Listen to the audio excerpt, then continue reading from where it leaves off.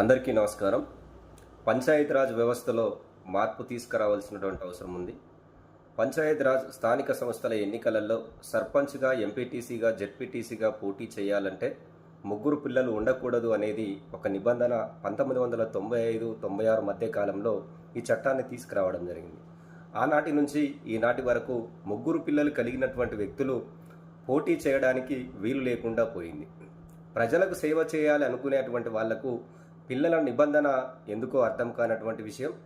ఇదే వ్యవస్థ ఎమ్మెల్యేలకు కానీ, ఎంపీలకు కానీ, ఎమ్మెల్సీలకు కానీ పోటీ చేయాలనుకుంటే ఈ ముగ్గురు పిల్లలు ఉన్నా కూడా వాళ్ళు పోటీ చేసి గెలుపొందే అవకాశం ఉంది. కానీ ఇది పంచాయతీరాజ్ వ్యవస్థలో స్థానిక సంస్థల ఎన్నికలలో మాత్రమే ఈ వ్యవస్థను తీసుకురావడం జరిగింది. కాబట్టి రాష్ట్ర ప్రభుత్వాలను కోరుతా ఉన్నాం, ప్రజలకు సేవ చేయాలనుకునేటువంటి సందర్భంలో ముగ్గురు పిల్లల నిబంధన ఎందుకో అర్థం కానటువంటి విషయం.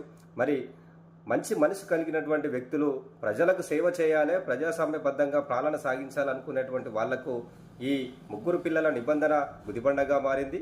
కాబట్టి స్థానిక సంస్థల ఎన్నికలలో ఈ ముగ్గురు పిల్లల నిబంధనను ఎత్తివేసి అందరూ పోటీ చేసే అవకాశాన్ని కల్పించాల్సిందిగా ఈ రాష్ట్ర ప్రభుత్వాలను కోరుతా ఉన్నాం.